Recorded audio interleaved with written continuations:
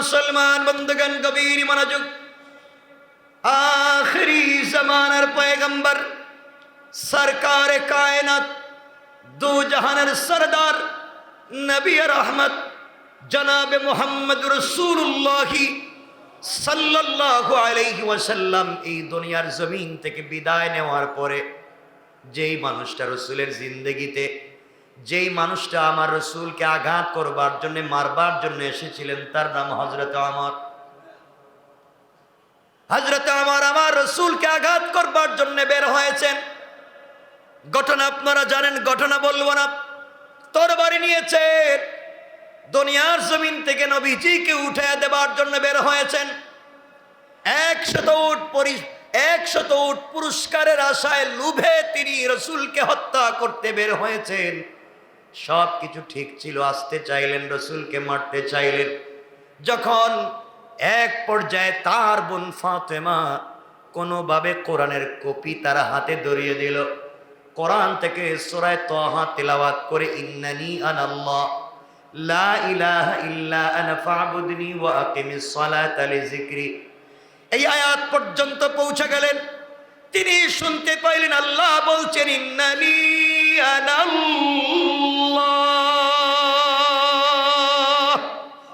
রব ডাক দিয়ে বলছেন, একমাত্র আনাল্লাহ, আমি হলাম রব। সুতরাং ইবাদত যদি করতে হয় আমার করো, দাসত্ব করলে আমার করো, গোলামি করলে আমার করো, আমাকে পেতে হলে তোমরা সালাত কায়েম করো, সেজদা দাও। পরকালীন জীবনে জবাবদিহিতার ভয় ঢুকে গেল হযরত ওমরের ভিতরে। আমি এতদিন কি করলাম, কত নাফরমানি করেছি, অন্যায় করেছি। আজ আমি বুঝতে পেরেছি রব ছাড়া কোনো পথ নাই, জাহান্নামে যাওয়া লাগবে। যদি আল্লাহ পাক আমাকে না বাঁচাইয়া দেন, জাহান্নাম থেকে বাঁচব না। এই অনুভূতি আর চিন্তা যখন হযরত ওমরের ঢুকে গেল, তরবারি নিয়ে এসেছিলেন আমার রসুলকে হত্যা করবার জন্যে, ওই তরবারি তো ফেলে দিলেন, রসুলের কদমের কাছে রেখে দিয়া ডাক দিয়া বলেন, ইয়া রাসূলুল্লাহ, ইয়া হাবিবাল্লাহ, এসেছিলাম আপনার শরীর থেকে মাথাকে আলাদা করে দেওয়ার জন্যে। কোরআন থেকে তেলাওয়াত করেছি, তেলাওয়াত শুনেছি, আমার জিন্দেগি পরিবর্তন হয়ে গিয়েছে। আমি আপনাকে হত্যা করবার জন্য আপনার সামনে দাঁড়াই নাই, আমি আমার তরবারি রেখে দিলাম। পয়গম্বরে আরবি, আপনি আপনার হাত বাড়াইয়া দেন, এই মুহূর্তে আমাকে কালিমা পড়াইয়া মুসলমান বানাইয়া দেন। এই হযরত ওমর কিছুক্ষণ আগে এসেছেন আমার রসুলকে দুনিয়া থেকে উঠাইয়া দেওয়ার জন্যে। কেউ তাকে আঘাত করে নাই, দেশের প্রশাসন তাকে ভয় দেখায় নাই, বরং তিনি নিজেই প্রশাসক। মক্কার এত বড় লিডার, এত বড় নেতা, এত বড় যোদ্ধা, কেউ তার সামনে দাঁড়াতে পারে না। কোন ভয় তাকে কালিমা পড়াইয়া মুসলমান বানাইয়া দিয়েছে? একমাত্র আল্লাহর ভয় তাকে কালিমা পড়াইয়া মুসলমান বানাইয়া দিয়েছে। সুতরাং দুনিয়ার যত বড় বড় সুপার পাওয়ার অন্যায়কারী রয়েছে, আঘাত করে মানুষকে দ্বীনের পথে নিয়ে আসা যাবে না। এই জন্য আল্লাহ বলছেন, বান্দারে, তুমি যদি কোনোভাবে মানুষের ভিতরে আমার ভয় ঢুকায় দিতে পারো, আঘাত করা লাগবে না, বারবার বোঝানো লাগবে না।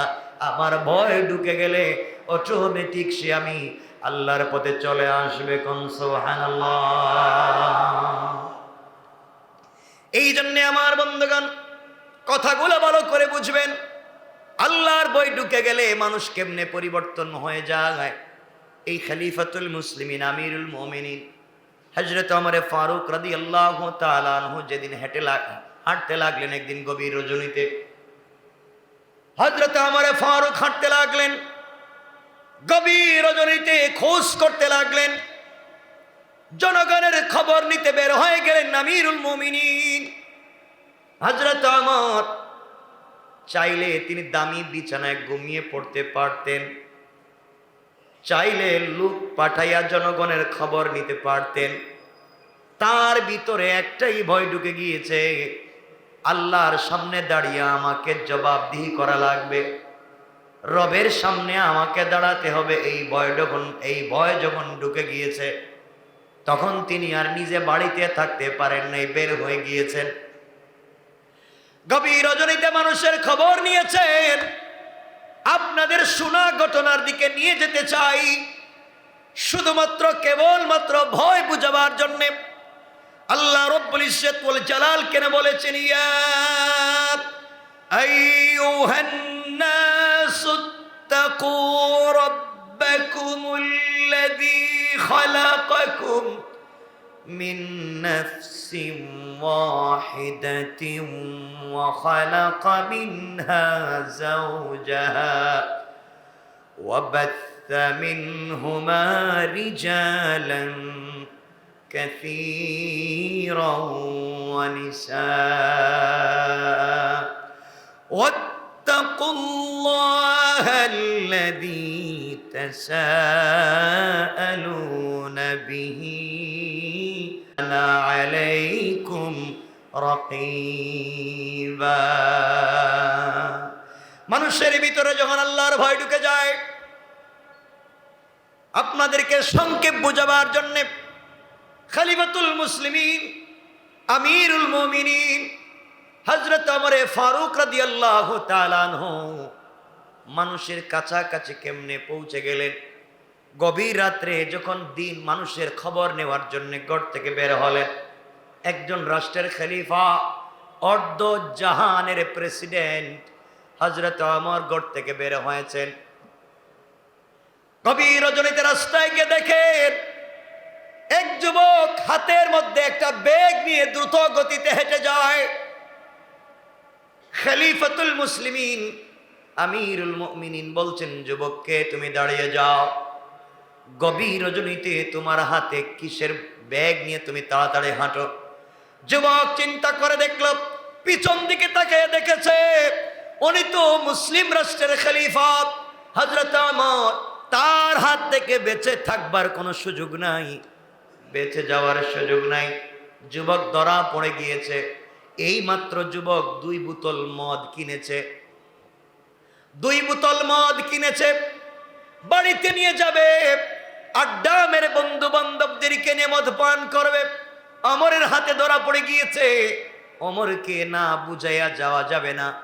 ওমর ডাক দিয়ে বলছেন, যুবক রে তুমি দাঁড়িয়ে যাও, আমি দেখতে চাই কি নিয়ে যাও।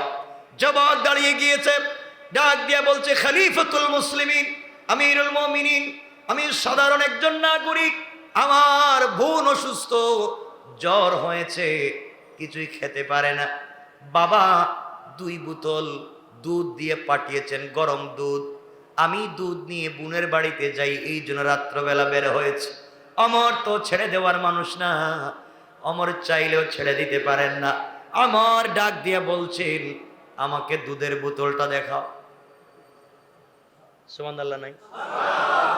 এবার যুবক চিন্তায় পড়ে গিয়েছে, করলাম কি? একে তো মদ, তা আবার বলছি দুধ, ভুল করছে কয়টা? সবাই বলেন। ওমর কি আমাদের মতো কেউ? নরম মানুষ? গরম? সাধারণ গরম? হ্যাঁ, যে কিছু বললেই তার তরবারি খোলা হয়ে যায়, কিছু বললেই কোনো কথা নাই, কথার আগের কথা হইলো উল্টা হলেই মাথা আলাদা। কথায় কথা চলে আসছে, 1 মিনিটে বলি, ঘটনা বলবো না। একজন ব্যক্তি তো গিয়েছিল রাসূলের কাছে বিচার চাওয়ার জন্য, রাসূল বিচার করে ইহুদির পক্ষে রায় দিয়েছিলেন। মুসলমান মুনাফিক বলছে, আমি গিয়েছিলাম মুহাম্মাদের কাছে, উদ্দেশ্য ছিল আমার পক্ষে রায়টা দিবেন, তিনি ইহুদির পক্ষে রায় দিলেন। কথা শুনে হযরত ওমরের কাছে গিয়ে বলছে, ওমর আমি তোমার দরবারে এসেছি, নজরে সানি করাতে চাই, দ্বিতীয়বার বিচার করাতে চাই। কেন? কার কাছে গিয়েছিলে? রাসূল পাকের কাছে গিয়েছিলাম, তিনি সব কথা শুনলেন, আমার পক্ষে রায় না দিয়ে ওই ইহুদি বেচারার পক্ষে রায় দিলেন। অথচ আমি মুসলিম, আমি নামাজ পড়ি, আমি যুদ্ধের ময়দানে কত কিছু দান খয়রাত করি, সাদাকা করি, আমার পক্ষে রায়টা রাসূল না দিয়ে ইহুদির পক্ষে দিলেন। নজরে সানি করতে এসেছি তোমার কাছে, তুমি আমাকে এই বিচারটাকে দ্বিতীয়বার করে দাও। ওমর বললেন, দাঁড়াও, আসতেছি। কি বললেন? দাঁড়াও, আমি আসতেছি। এই বলে ঘরের ভিতরে ঢুকলেন, তরবারি খুললেন, বের হলেন, ধরলেন তো শরীর থেকে মাথা আলাদা করে বললেন, যার বিচার রাসূলে পাক করে দিয়েছেন, সে আমার কাছে নজরে সানি করতে এসেছে, তার ফয়সালা একমাত্র শরীর থেকে মাথা আলাদা করে দেওয়া। খুব ঠান্ডা মিজাজের মানুষ, কথা বলেন না কেন? ঠান্ডা মিজাজের না। এই হযরত ওমর ধরছেন এই যুবকটারে, বলছেন বাইর কর কি আছে। বলছে ওমর এটার ভিতরে দুধ। তিনি বলছেন বাইর কর। এখন পড়ছে বিপদে, তাহলে তো শরীর থেকে মাথা নিয়ে আর যাইতে পারবে না। একে তো মদ, তাও বলছে দুধ। মিথ্যা হইছে কয়টা? সবাই বলেন। ও বেচারা দুইটা মিথ্যা কথা বলে বিপদে পড়ছে, আর আমরা সকালে ঘুম থেকে উঠে ঘুমাতে যাওয়া পর্যন্ত সত্য এই বছর বলছে কিনা এটাও জানি না, পুরা বছরে মিথ্যা কথা কয়, ঠিক না? আমার বন্ধুগণ, হযরত ওমর বললেন যুবক বের কর। এবার যুবক চিন্তায় পড়েছে, আহারে করলাম কি, কি করলাম, কি অপরাধ করলাম। যুবক এবার বলতেছে, খলিফাতুল মুসলিমিন, আমি ব্যাগটা খুলে আপনাকে দুধের বোতল দেখাচ্ছি। এই কথা বলে যুবক যখন একটু নরম হয়ে গিয়েছে, নিচের দিকে মাথা করেছে, ওমর বুঝলেন ও ভাগবে, হাত ধরে বললেন যাওয়ার সুযোগ নাই, বোতল বের করো। যুবক মনে মনে দিলে দিলে আল্লাহকে ডাক দিচ্ছে, আল্লাহকে ডেকে ডেকে বলছে, আল্লাহ বাগে ধরলেও তো অর্ধেক খায়া ছাইড়া দেয়, ওমর ধরছে, আজকে বাঁচার কোনো পদ্ধতি আমার জানা নাই। আয় আল্লাহ তাআলা, জীবনে অনেক অপরাধ করেছি, অন্যায় করেছি, মিথ্যা কথা তো অনেক বলেছি, দিন শেষে ওমরের আদালতে ধরা পড়ে গিয়েছি। আল্লাহ তুমি জানো আমার বোতলে মদ ছাড়া আর কিছুই নাই, মদ পান করতে কিনে নিয়ে যাই, তাও গভীর রাত্রে নিয়ে যাই, একে তো মদ, তাকে বলছি দুধ। আয় আল্লাহ, ওমরের আদালতে ধরা পড়ে গিয়েছি, বাঁচবার সুযোগ নাই। ওমর জানে না আমার বোতলে কি আছে, একমাত্র তুমি জানো আর আমি জানি। আয় আল্লাহ, তোমাকে কথা দিলাম, এই মুহূর্তে তুমি যদি ওমরের কাছ থেকে আমাকে বাঁচাইয়া দাও রব, কথা দিলাম আজকের পর থেকে আর কোনোদিন মদের বোতলে মুখ লাগাবো না। আল্লাহু আকবার। আয় রব, আজকের পর থেকে মদের বোতলে ঠোঁট লাগাবো না, জীবনের মতো ছেড়ে দিলাম রব, জিন্দগিতে কোনোদিন মদ পান করবো না, শুধুমাত্র কেবলমাত্র আজকে ওমরের আদালত থেকে আমাকে বাঁচাইয়া দাও। আল্লাহ নির্ঘাত ওমরকে বোতল দেখাতে হবে। আমি আল্লাহ তোমার কাছে ফিরে আসলাম। কিয়ামতের দিনে জবাবদিহিতার ভয় আমার ভিতরে ঢুকে গিয়েছে। আজকে ওমরের আদালত থেকে আমি বেঁচে যেতে পারি মওলা, কিয়ামতের দিনে তোমার আদালত থেকে বাঁচবার কোনো সুযোগ নাই। ওই বেচারার ভিতরে, যুবকের ভিতরে পরকালীন জীবনের জবাবদিহিতার ভয় ঢুকে গিয়েছে। পরকালীন জিন্দেগিতে জবাবদিহিতার ভয় যখন ঢুকে গিয়েছে, আল্লাহর গোলাম মনে মনে চোখের পানি ছেড়ে কাঁদছে, আল্লাহর কাছে তওবা করেছে, আর অনুনয় বিনয় করে অপরাধ স্বীকার করে, ভুল স্বীকার করে তওবা করেছে। কথাগুলা শেষ করে এই বস্তা খুলেছে, বস্তা খুলে ভিতর থেকে দুইটা বোতল বের করে ওমরের হাতে দিয়েছে। ওমর হাতে নিয়ে দেখেন একটু গরম গরম লাগে, খুলে দেখলেন, যখন খুলতে গেলেন খুলে দেখেন এই দুইটা বোতলের ভিতরে গরম গরম দুধ রয়েছে।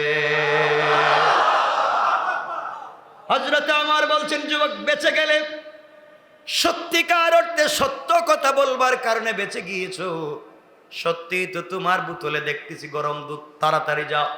এবার যুবক দুধের বোতল দুইটা রেখে দিয়া খলিফাতুল মুসলিমিন আমিরুল মুমিনিন হযরত ওমরের পা জড়ায় কান্না করে আর ডেকে বলে, খলিফাতুল মুসলিমিন আমিরুল মুমিনিন, আমি মিথ্যা বলেছি, অন্যায় করেছি, অপরাধ করেছি। আমি আপনাকে বলেছি বোতলের ভিতরে দুধ আছে, সত্যিকার অর্থে বোতলের ভিতরে মদ ছিল। আপনাকে প্রথমে ভয় করে মদের কথা না বলে দুধ বলেছি।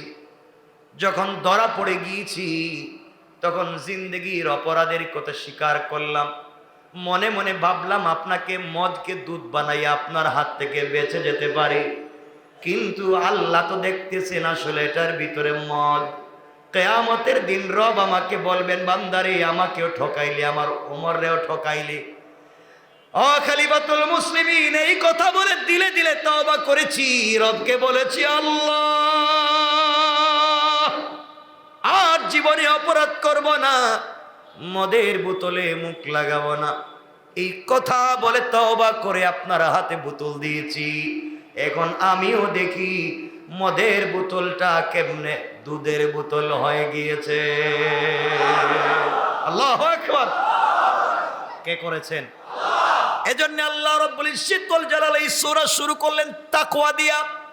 তাকওয়া যদি মানুষের ভিতরে ঢুকে যায়, আল্লাহর ভয় যদি মানুষের ভিতরে ঢুকে যায়, আল্লাহ বলেছেন বান্দারে আমার ভয় যখন মানুষের ভিতরে ঢুকে যাবে, এক সেকেন্ডও লাগবে না, আমি আল্লাহ তাকে পরিবর্তন করে দিতে পারে। কোন ঠিক না? আমার বন্ধুগণ, এই হযরত ওমর ফারুক রাদিয়াল্লাহু তাআলা আনহু একদিন বসছেন, সকল পৃথিবীর মুসলিম মিল্লাতের, মুসলিম জাহানের, মুসলিম রাষ্ট্রের সকল গভর্নর প্রেসিডেন্টদেরকে নিয়ে হযরত ওমর মিটিং করছেন। কে? অর্ধ জাহানের খলিফা হযরত ওমর সকল গভর্নরদেরকে নিয়ে মিটিং করতেছে।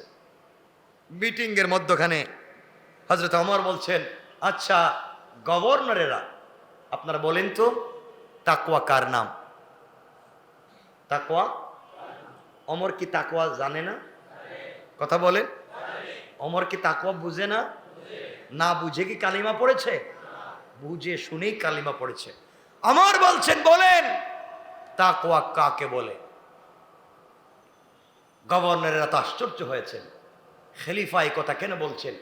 কেউ যখন জবাব দিতে পারছে না, ওমরের উদ্দেশ্য হচ্ছে আমি আজকে দেখব আমার গভর্নরদের ভিতরে তাকওয়া আছে না নাই। তারা তো এক একটা দেশের, এক একটা প্রদেশের, এক একটা শহরের গভর্নর, তাদের ভিতরে যদি তাকওয়া না থাকে তাহলে এই দেশের নাগরিক জনগণদের ভিতরে তাকওয়া কেমনে থাকবে? এই জন্য আগেকার গভর্নর নিযুক্ত করা হতো তাকওয়ার ভিত্তিতে, আর আজকালকে নেতা নির্বাচন করা হয় চোর, ডাকাত আর মাস্তান বদমাইশ হওয়ার ভিত্তিতে। যে যত বড় শয়তান আর নাফরমান হয় সে তত বড় জায়গায় পৌঁছে যেতে পারে। আর আগে নির্ধারণ করতেন তাকওয়াটা কোন পর্যায়ে আছে।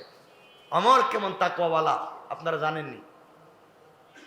কথায় তো কথা চলে আসে, কত কথা বলবো, আমি বেশি বলবো না আজকে। কথা কষ্ট হচ্ছে? অসুবিধা হচ্ছে? একটু হাত তুলেন কার কার অসুবিধা হচ্ছে। এত কথা বলবার পরে আপনাদের যদি অসুবিধা হয় কথাই বলা যাবে না। অসুবিধা হচ্ছে? কথায় কথা চলে আসে, অনেক কথা। ওমরের তাকওয়া কেমন ছিল? আল্লামা জুলফিকার নকশবন্দি খুতবাতে জুলফিকারে নিয়ে এসেছেন। আমি হয়তো বলেছি আপনাদেরকে, অবশ্যই বলেছি অনেকবার, ওমরের তাকওয়া কেমন ছিল। রাতে পাবলিক কি স্বপ্ন দেখে ওমর তা জানে। সুবহানাল্লাহ বললেন না?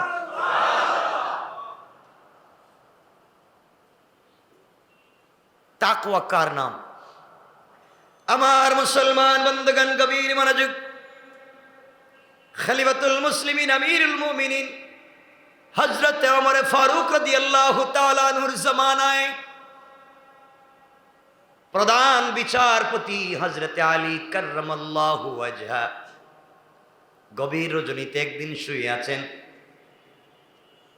আছেন, স্বপ্নে দেখেন তিনি রাসূলের পিছনে ফজরের সালাত আদায় করতেছেন। আসতে বললেন কেন?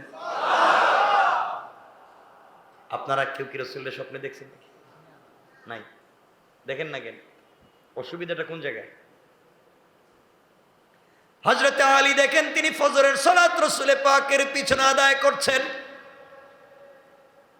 সালাত আদায় করবার পরে নবীজি সাল্লাল্লাহু আলাইহি ওয়াসাল্লাম ফজরের সালাত আদায় করে মুসল্লিদের দিকে তাকাইয়া বসে যেতেন।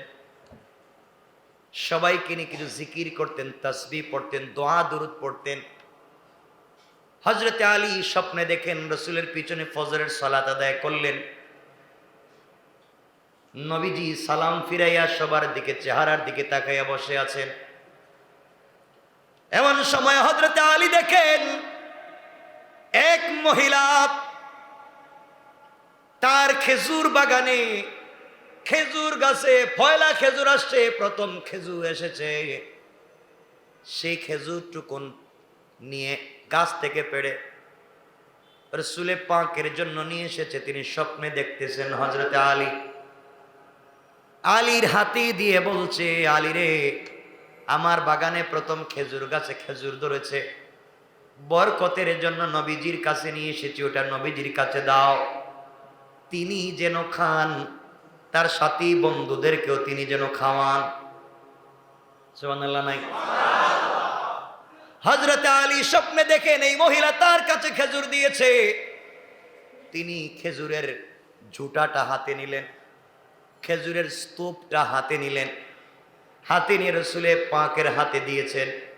নবীজি খেজুরের স্তূপ হাতে নিয়ে খেজুরের ঝুড়িটা হাতে নিয়ে নিজে মুখে দিলেন, সাহাবায়ে কেরামকে এক একটা করে দিলেন। হযরত আলী বলেন, নবীজি আমাকেও একটা খেজুর দিয়েছেন, আমিও একটা খেজুর খাচ্ছি। মহিলা তার খেজুর বাগানের প্রথম খেজুর বরকতের জন্য নবীজির কাছে নিয়ে এসেছে। আজও সাধারণ পাবলিক বরকতের জন্য হুজুরদের কাছে অনেক কিছু নিয়ে আসে, আর হুজুররা বসে বসে শুধু খায়। কথা কোন নাকি? হ্যাঁ আব্দুল আজিজ, শুধু মানুষ খায়, হুজুর দেন। নতুন একটা দোকান উদ্বোধন করছে, প্রথম বিরিয়ানি হুজুরে দেয়। গাছে একটা কাঁচামরিচ ধরছে, হুজুর এটা আপনি খান। গাছে একটা পেঁপে ধরছে, হুজুর এটা আপনি খান। গাছে একটা পেয়ারা ধরছে, হুজুর এটা আপনি খান। দেয় না? তো লাভ কি? এই হুজুরদেরকে খাওয়াইয়া লাভ কি? যারা সত্যিকার অর্থে আল্লাহকে চিনে না, সারা দিন দুনিয়া হারামের ভিতরে বসে থাকে, শুধু দুনিয়া, মানুষের ইবাদত, মানুষের আখলাক, আল্লাহর ইবাদত, আল্লাহর একত্ববাদ, রাসূলের রিসালাতের কথা মনে থাকে না। ঠিক না বলে? শুধু পাবলিক দিল আর খাইলাম।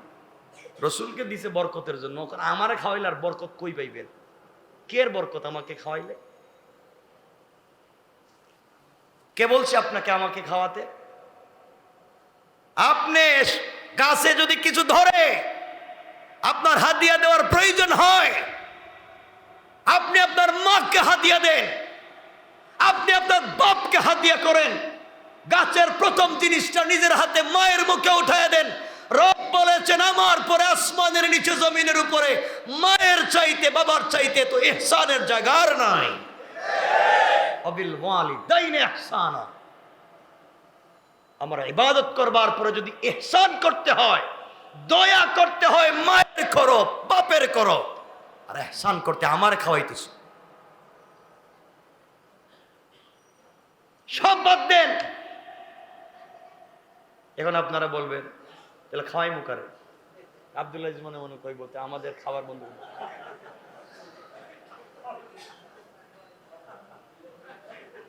ঠিক আছে, আব্দুল আজিজ এমনি মুটো হয়ে গেছে।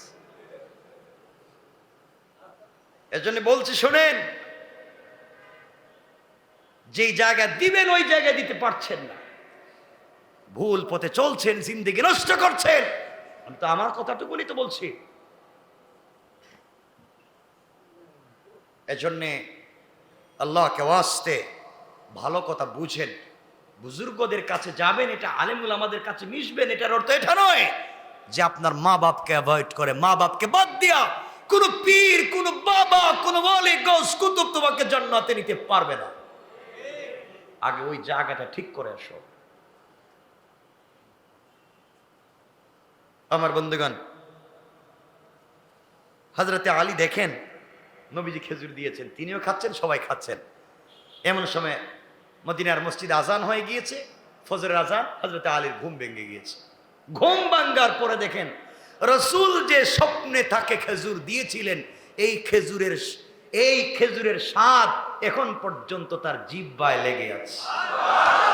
আল্লাহু আকবার। হযরতে আলী ওযু করলেন, ওযু করে মসজিদে চলে গেলেন, মসজিদে নববীতে। হযরতে ওমর ফারুক তখন ইমাম, কে অর্ধ জাহানের খলিফা, তিনি খলিফা, প্রেসিডেন্ট, যুদ্ধের ময়দানের সেনাপতি, আবার মসজিদের ইমামও, আবার মদিনার বাজারের ব্যবসায়ী সমিতির সভাপতি, সব একজন, সুবহানাল্লাহ। আর আপনারা কবেন হুজুরের কাজ তো মসজিদে বসে থাকা, ও আবার ব্যবসা করবো কেন? হুজুরের কাজ মাদ্রাসায় বসে থাকা, ও আবার গাড়ি চালাইবো কেন? কেন? এটা ইবাদত। মসজিদ মাদ্রাসায় খিদমত করে, এটা চাকরি নয়। এটাকে চাকরি বলা যাবে না, এটা ব্যবসা নয়। এটা হচ্ছে শুধুমাত্র কেবলমাত্র দ্বীনের দাওয়াত আর কাজ। এর জন্য একজন আলেমের দায়িত্ব হচ্ছে মসজিদের পাশাপাশি তিনি কোনো কাজ করবেন। কথা বলেন না কেন? না খারাপ কথা বলছি? বাংলাদেশে তো ফিরি ফিরি খাচ্ছেন, যান না একটু ইউরোপ আমেরিকায়, দেখবেন হুজুর সালাম ফিরিয়েই ব্যবসা করতে দোকানে বসে গেছে। নাই? সৌদি আরবেই যান, হুজুর নামাজ শেষ দোকানদারি করতেছে। আর আমাদের দেশে যদি সালাম ফিরাইয়া হুজুর দোকানে বসে খাইছে, এর পিছনে নামাজই হইতো না। ফতোয়া একটা দিয়ে দিব। আমার রাসূল মসজিদে নববীর ইমাম, মসজিদে নববীর খতিব, মসজিদে নববী কমিটির সভাপতি, মদিনার বাজারের সবথেকে বড় ব্যবসায়ী, সেই রাসূল যুদ্ধের ময়দানে সেনাপতি, সেই রাসূল আল্লাহর পক্ষ থেকে পয়গম্বর দূত, এত কিছু তিনি করতে পারলেন। রাসূলকে তো আল্লাহ বলছেন সূরা ইনশিরাহ খুলেন, সূরা ইনশিরাহ 30 নম্বর পারা, আলাম নাশরাহ লাকা সাদরাক খুলেন, শেষ দিকে পড়েন। আল্লাহ বলছেন ফাইদা ফারাগতা ফানসাব, আপনি যখন ফ্রি হবেন ফানসাব, কাজ করেন। কি করেন? আবার বলা লাগবে, কি করেন? সবাই বলেন কি করেন? আল্লাহ বলছেন কাজ করেন, আর আপনি কি করেন? হ্যাঁ, আল্লাহ বলছেন কোরআনে কারিমে ফজরের সালাত শেষ করো আর জমিনে হালাল রিজিকের জন্য বের হয়ে যাও, তালাশ করো হালাল রিজিক। আর আমি হুজুর আর আপনি হুজুরে ফজর নামাজ পড়ে খুঁজতেছি কার বাড়িতে খতম আছে। এগুলো কি ব্যবসা? নামাজ শেষ হয়েছে, ব্যবসা শুরু করেন, দোকানদারি করেন, ছাগল রাখেন, কৃষি কাজ করেন, গাড়ি চালান। একজন হুজুর ফজরের পর থেকে জোহর পর্যন্ত সিএনজি চালাইলে তো 1000 টাকা রোজগার করতে পারে। কথা কন না কেন? না পারে না? 1000 টাকা পায়। 1000 টাকা হলে মাসে 30,000 টাকা। হ্যাঁ, কেন আরেকজনের কাছে হাত পাতা লাগবে? আমার কথা খুব কষ্ট পাচ্ছেন মনে হয়? পাইলে কি আর না পাইলে কি? আমি তো সবসময় বলতেছি শুধু আপনাদের জন্য, আমাদের জন্য, সকলের জন্য। দিনটাকে বুঝেন। সাধারণ মানুষ দোকানদারি যদি করতে পারে, চার ব্যবসা করতে পারে, রিক্সা চালাইতে পারে, আমরা পারবো না? কিছু গান পারবো? আপনার আলেমদের লজ্জা হওয়া দরকার যে একজন ইংলিশ টিচার মাসে 15 দিন, ও কোনো টিচার সপ্তাহে 3 দিন ক্লাস করায়, সে প্রাইভেট, তাকে 5,000 10,000 টাকা দেয়, 40 মিনিট 45 মিনিট ধরে পড়ায়। আর আপনি 30 দিনের 30 দিন পড়ান, তাও 3 ঘন্টা পরে পড়ান, হ্যাঁ পায় 5,000, আর আপনি পান 250 টাকা। কথা কোনটা কেন? কেন এটা হচ্ছে? আপনাকে আমাকে চিনতে হবে, নচেত সমাজ নষ্ট হয়ে যাবে। এজন্য রাসূল বলেছেন, কোরআনে কারিমে তো আল্লাহ বলছেন, কোরআনে কারিমের 4 নম্বর পারা প্রথম আয়াতেই তো আল্লাহ বলছেন লান তানালুল বিররা হাত্তা তুনফিকু মিম্মা তুহিব্বুন, তোমরা ততক্ষণ পর্যন্ত আমার প্রিয় হতে পারবে না যতক্ষণ পর্যন্ত তোমরা মিম্মা তুহিব্বুন, তোমরা আমার রাস্তায় তোমাদের প্রিয় জিনিসকে দান না করবে। এখন দান করতে হলে, সাদাকা করতে হলে সম্পদ থাকা লাগবে না না থাকলে দেওয়া যাবে? কথা বলেন। তে থাকা লাগবে, কেমনে দিবেন? থাকা তো লাগবে। এজন্যে একজন আলেম, একজন দাওরায় হাদিস পড়বার পরে, কামিল করবার পরে ট্রাক চালাইলে আপত্তি আছে? কিছু কন? হ্যাঁ, ট্রাক চালাক, বড় বাস চালাক, প্রতিদিন 2,500 3,000 টাকা দিব, এটা তো কাজ। আপনি আমি এতদিন মাদ্রাসায় পড়েছি, দিন শিখেছি, দিন তো আমার বাস্তব লাইফে প্রতিষ্ঠা করব। কাজ করেন। তো আপনারা বলবেন সবাই যদি কাজে লাইমা যায় তাহলে দিনের কাজ করবো কে? দিনটাকেও নিজের কাছাকাছি রাখেন। আমি আজকে আমার কাছে 2টা প্রশ্ন ছিল, উত্তর দিচ্ছি না, কারণ এই সময়টুকুন আমার কাছে নাই। সময় করে 2টা প্রশ্নের উত্তর হয়তো দিতে পারি। আমার কাছে প্রশ্ন এসেছে, আর এটা অনেক কোন এলাকা, এটা আমি নাম বলবো না, আপনারা আবার লাগাই দিবেন, এটা আবার ঝামেলা। কন্ট্রাক্ট ম্যারেজ, কন্ট্রাক্টে বিয়ে কি? নাউজুবিল্লাহ কি? আরে এমন এলাকা আছে, এলাকায় 90 জনের 100 জনের 90 জন কন্ট্রাক্ট ম্যারেজ করে বিদেশে যাচ্ছে। এয়ারপোর্টে গিয়ে একদিকে বউ একদিকে স্বামী, মানে বিয়ে শেষ, এয়ারপোর্ট পর্যন্ত পাসপোর্টে কন্ট্রাক্ট। ঠিক আছে না নাই? বলছি না, আমি বলবো, সময় করে এটার উত্তর দিব। Contract marriage. যাই হোক, কষ্ট পাইলেন? অসুবিধা হয়েছে?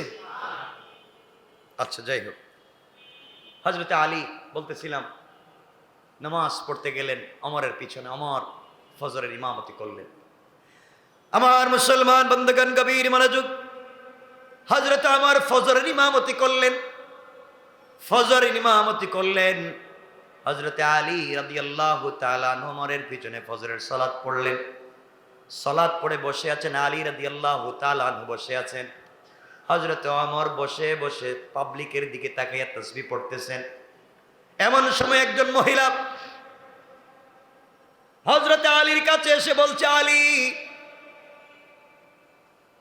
আমি এসেছি আমার বাগানে, খেজুর বাগানে প্রথম গাছে খেজুর ধরেছে, কিছু খেজুর নিয়ে আসছি, আপনি এগুলা নেন, হযরত ওমরের কাছে দেন, তিনি যেন খান, তার বন্ধু বান্ধব সাথীদেরকে যেন খাওয়ান।